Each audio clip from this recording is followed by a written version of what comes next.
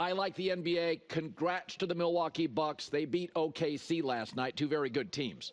But Adam Silver was talking to the media. He acknowledged that television ratings have fallen on a cliff, but one of his lines was, listen to this, well, we're at the point where our social media audience is at the highest of any league. Yeah, congrats for crushing Twitter and IG and TikTok. Ain't paying the bills, brah. Amazon, NBC, ESPN are your partners for the next decade. Twitter, TikTok may not even be legal in 6 weeks. Who gives a rip about social media? You know what else is crushing on social media? Young people taking their clothes off. Congratulations. It's not paying the bills either. So my takeaway is Oklahoma City, here's what I saw last night. Shoot 32 threes and make 5. The game is repetitive and boring. Roger Goodell and Rob Manfred have taken a lot of heat for cultural changes they've made with the sport. A lot of old-timers and purists have pushed back rule changes, and they've been right.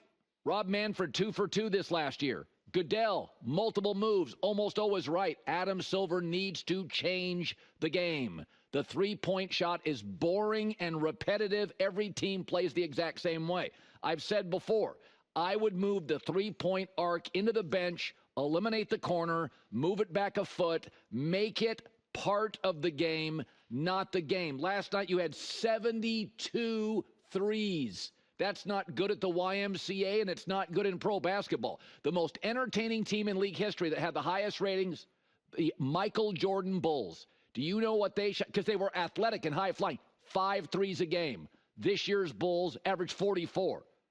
You might as well turn Michael Jordan's Jumpman logo, if he played today, into MJ with a fall-away 27-footer.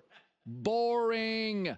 It needs to be part of the game, not the game. By the way, Major League Baseball defensive shift.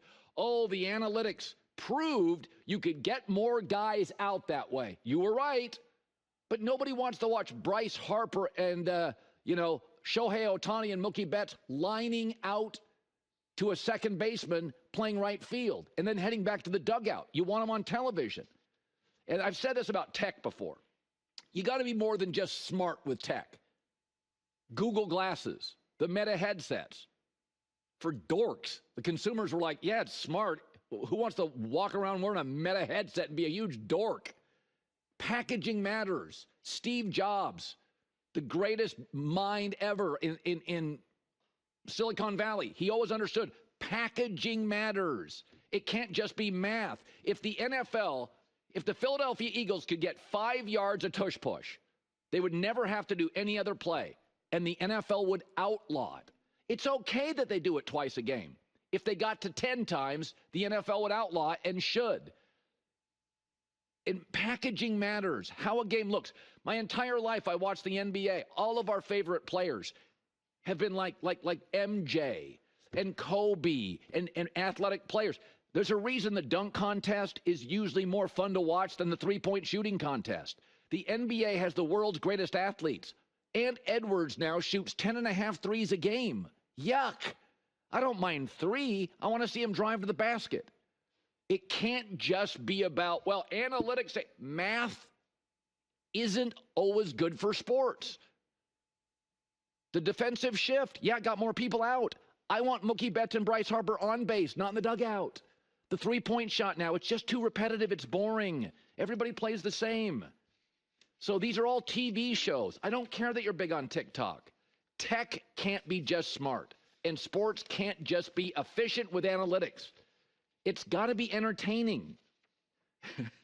Ant Edwards, it's funny. I was telling a friend last night, I said this idea that everybody has to shoot analytics, but what if you don't have good three-point shooters? That's like saying, all kids have to drink milk. What if you're lactose intolerant? I had a stomach ache for 13 years. I was told I had to drink milk. It's not good for everybody. Three-pointers were good for the Warriors. Not bad for Milwaukee. When Chet Holmgren's not playing, OKC shouldn't be shooting them. Everybody chased the Warriors for years. One team was winning titles shooting a bunch of threes, the Warriors. So Adam Silver, do a Rob Manfred, do a Roger Goodell. Nobody cares about TikTok. Congrats dominating that. You know what the NFL cares about? Fox, Amazon, Netflix, CBS, ESPN. That's what they care about, their broadcast partners, because that's driving the money in the league. Butts in seats and butts on their couch watching on TV. Okay, so here, I saw this story this morning from like something linked to Bleacher Report. Joe Brady is a strong candidate for the Bears job. No, he's not.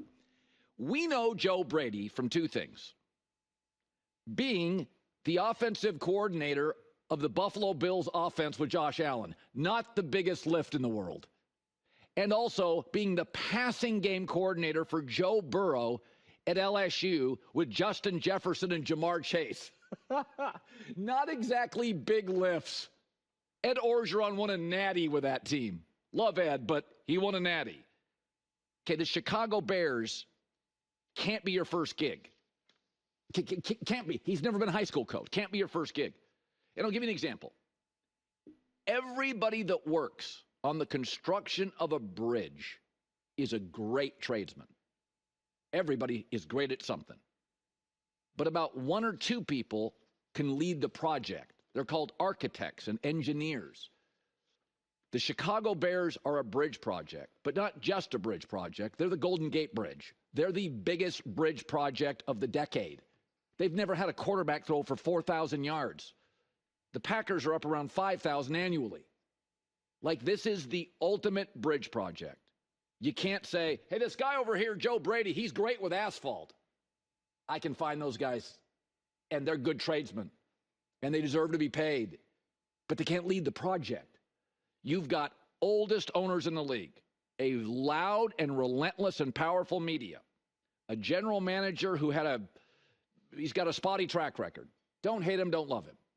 And a president, Kevin Warren, who reportedly is, and I've been told this, can be very, very political. This is not a job for a coordinator or a job for somebody that's never even been a high school coach. This is the big bridge project. You go and you get the firm. You don't have, in the biggest murder case in a law firm, have a junior associate on the case. You got some old guy with salt and pepper hair, and it's his 47th murder case. This is a big job with a loud media. There's talent on the roster, but there's talent on the Jets roster. There are so many obstacles here. And again, I'm not saying Joe Brady can't do it, but Mike Vrabel can do it.